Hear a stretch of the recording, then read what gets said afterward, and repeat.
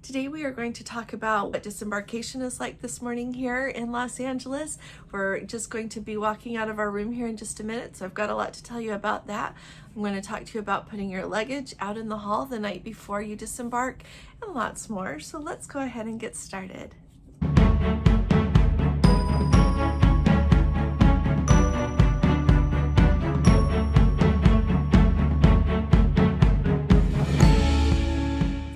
Hi there, this is Allison with Let's Go Travel Tips.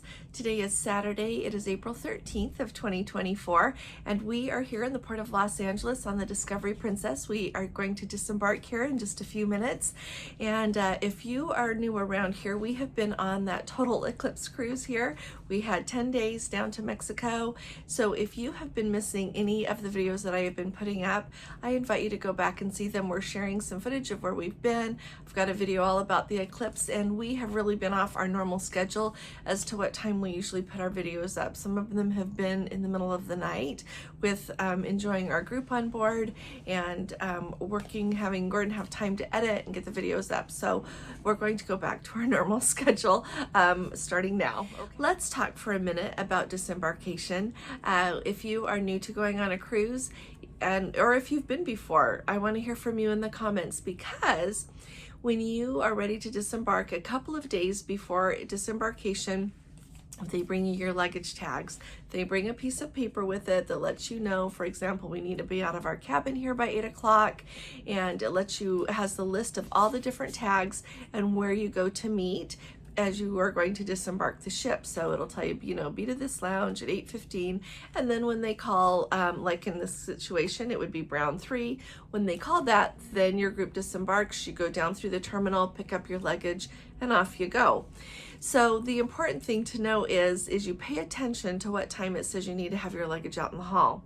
But I want you to know something. On ours, they are really moving up the times.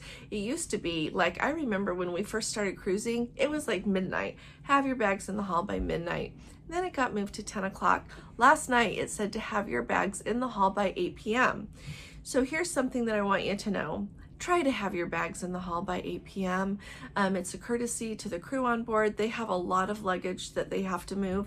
Also, when we first started cruising, it was not our cabin steward that had to move the luggage.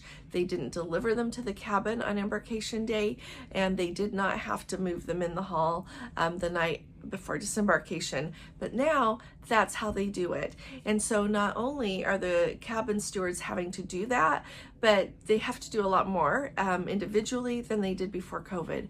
And so do your best to have that out in the hall by the time that they're asking you to.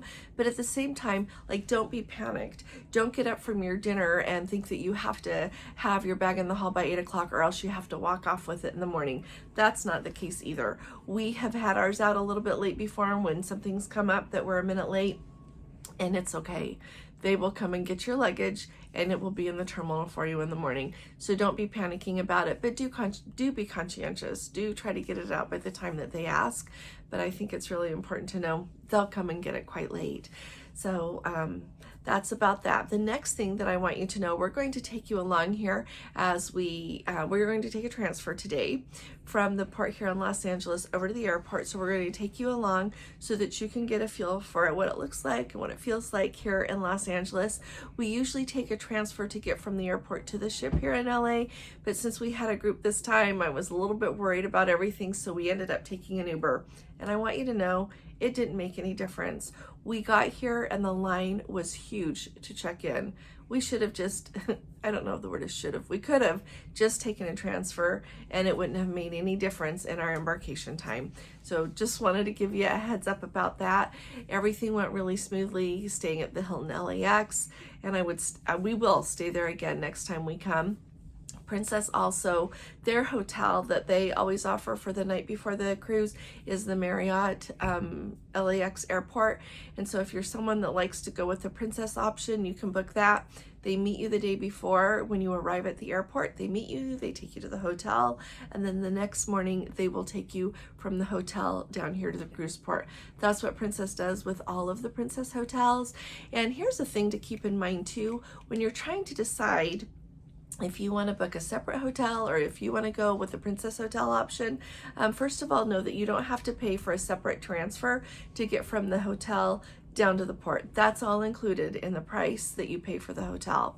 Another important thing to remember is sometimes I've noticed in some of the ports, the hotels that Princess use, it costs way more to book through them and have the luxury, but that is a luxury. They meet you at the airport, they help you get your luggage, they take you to your hotel, everything goes really handy with that.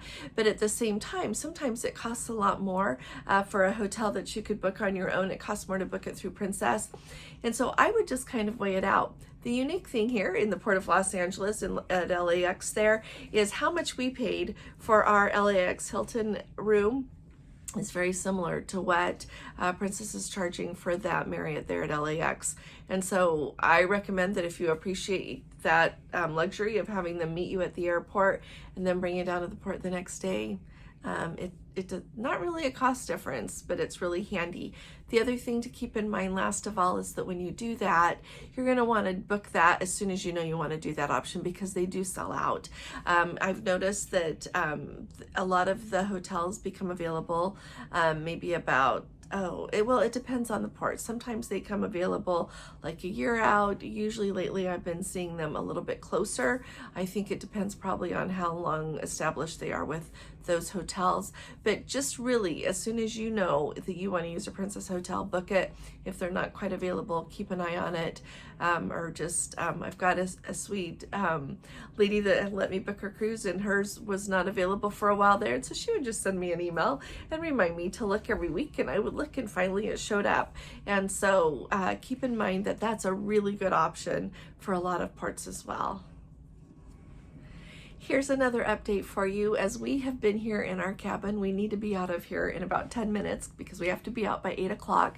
Gordon has been keeping an eye out of our balcony windows here, and he noticed that the Princess transfer buses are already coming to pick up. They've already taken some guests to the airport, and they are actually bringing passengers back. So people who are going to go on the next cruise are already arriving here at the port, which gives you a window to what time they're going to start bringing people from the airport to the ship. When you think about it, we like to be back to the airport usually somewhere, usually around 8 or 8:30, depending on where we're going. So they will start bringing you to the port. And the reason that I kind of like it is because I'm always really excited for embarkation day. I'm always excited to start on our cruise. But if you have already arrived at the airport, especially if you're someone that's flown in early that morning or you're already up, it is really usually nicer to wait here at the port area rather than at the airport. There's more seating, and it's just nicer. Plus you're here when they start letting passengers on board. The last thing that I want to tell you here before we leave is here in the Port of Los Angeles, the times that we have been here before, we have always used a porter. I love using a porter wherever there is a porter available. They will help you get your luggage. They will put it on their cart. They will fast track you through the customs there, Border Patrol, and it works really slick. They'll take you right out to the transfer bus. They'll help get your luggage on the bus, and you can just get on the transfer bus. Or if you're taking a separate car, whether you're doing a taxi or an Uber, they'll stick with you, help you put your luggage in, and you give them a good tip in return. It's worked really nice. We're planning to do that today, so hopefully there will be porters there.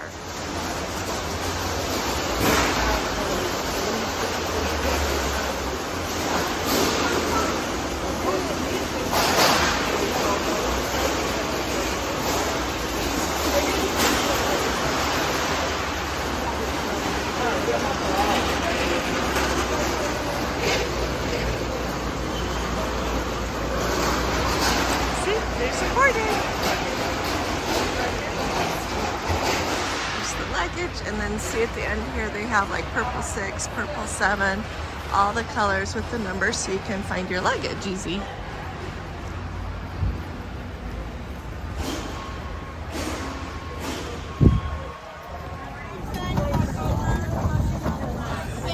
What airline is going on?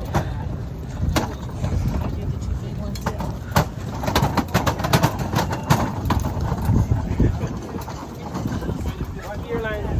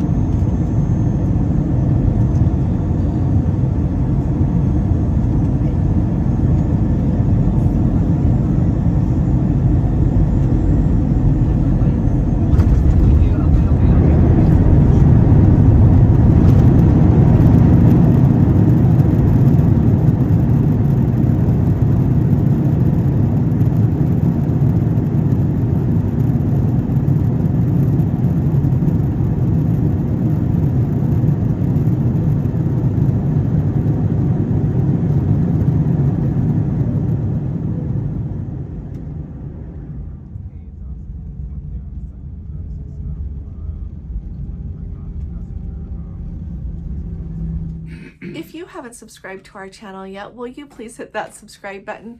We need to have you with us. We'd love to have you with us. So please hit that subscribe button. We appreciate the support. And also, if you appreciate my updates, would you please give this video a thumbs up as well? That really helps us an awful lot too. So thank you. So let me know if you've got questions about anything. I will see you all here again tomorrow, and I'll be talking to you all again really soon. You all take really good care. God bless you. Love you. Bye-bye.